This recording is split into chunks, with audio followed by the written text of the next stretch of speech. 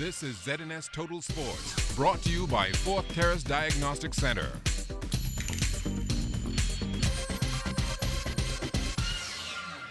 Welcome to sports, everybody. Work is underway on the new Andre Rogers National Baseball Stadium.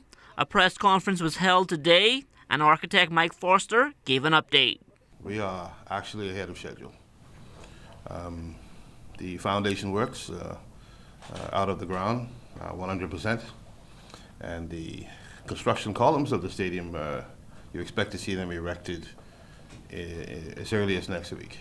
I think everybody has seen that huge crane on the site. That was a task getting that up, but that is hopefully going to make the construction very easy. Many of you would have asked the question about the field surface, and that has been a debate for over a year. I'm happy to say we've finally gotten instruction that the field will be a synthetic field. Our completion time is still targeted for early summer. However, you will see the facility nearly look complete long before that. Sports Minister Dr. Daniel Johnson believes the new stadium will provide opportunities for locals to fly the Bahamian flag across the world.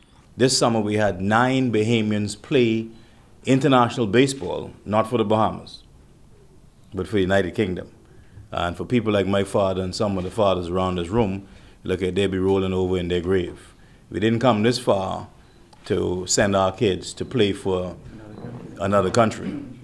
We come this far to make sure our kids play for the Bahamas.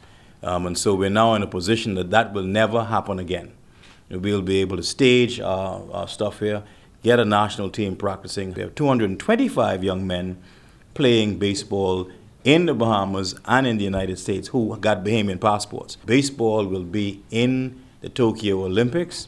We're going to have a Bahamian team qualify. Now, one of those baseball players the minister referred to is Anthony Seymour. Seymour was drafted by the Miami Marlins organization, but was traded to the Atlanta Braves during the 2016 season. Started off a little rough and started to get better. And then had to transition from new team, different players, all that stuff. But overall, I felt like it was a great season. New team, same dream, you know. I still going out there, playing for my country, playing for my family, playing for everyone who support me. Following the Bahamas Softball Federation's round-robin nationals, President Ted Miller said the BSF would put a major focus on its junior program. And as Julian Gibson tells us, that process is already underway. Feel the ball out here. Pivot, make your throw, get your left leg forward. Stephen Bishop Beneby getting a head start with our ladies' national junior softball team. This is the under-19 team. We're trying to get a head start on really the Olympics. We're trying to get a head start on the competition. And in order for us to get back to where we used to be, we got to work out. It's going to be the whole Bahamas. Ted and I haven't finalized talking this yet, but they're working on something for us to travel to the family islands to look at the talent in the various islands, make our selections, and then put a team together.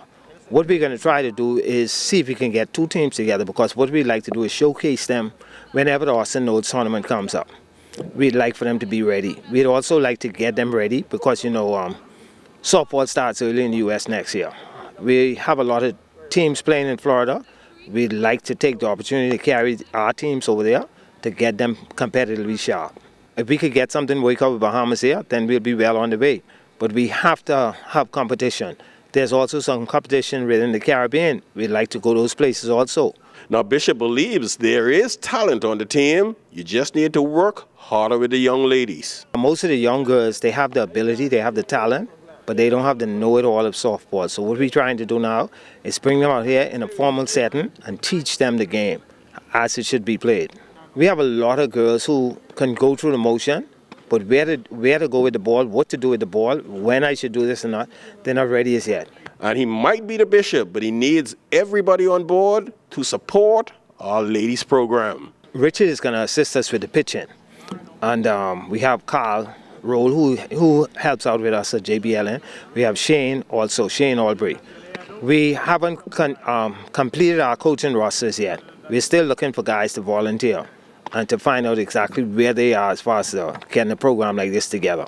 Reporting for ZNS Total Sports, I am Julian Gibson. The BAISS Private School Softball Championships taking place this week at Freedom Farm. In the Junior Boys Division, SAC's Big Red Machine picked up a big win in Game 1 on Monday against the NCA Crusaders. SAC got a big performance from Deshaun Forbes. Forbes, who has a physical impairment, uses his left hand to throw, catch, and pitch. And he's not too shabby with the bat either. It started from when I was younger, so it comes normal. We've been playing this game now for the past 8-9 years. Every day his mom, matter of fact, used to play softball, so he actually took it from his mom. What do you plan to do with baseball and softball now as you go into the future? Just keep practicing and practicing until I get better at it to make it to MLB. After a long absence, the New Providence Basketball Association has brought back Division II this year. The first game of the season is taking place tonight at the AF Adderley Gym. Division II is the feeder system for this league, and I'm happy that the executive decided to bring it back. We have a lot of young boys out there who are not actively involved in much things by virtue of the fact that we have a limited amount of teams that can compete and a limited amount of players that can play on each team. The reality is, at the end of the day, with bringing the Division II team back, you have at least 100, 150 boys, at least, minimum, that are currently off the street, that will be playing basketball in the FRD gym. I always tell people I've never seen a murder happen in the FRD gym yet. I haven't seen much fights happen in the FRD gym. So it's a good thing to have them back. And I'll be recruiting from the D2 team, and hopefully I can find 1 or 2 players who we can bring up in the Cybers Basketball Club. The Best of the Best Regatta will take place the first weekend in December in Montague Bay. Boat owners and skippers are just counting down the days. We were looking for something like this for a while. I'm happy that I'm personally a part of it with my boat and with Lundy's boat. I'm glad we made the lineup. Hopefully this is just the start of something great. You have to come with your best, your best crew, best sails, best equipment on your boat. You have to come. This is going to be a big regatta. This right here is going to put you to the top. You're going to be able to talk about this for many years. And that will do it for sports. Stay tuned and check on weather still to come.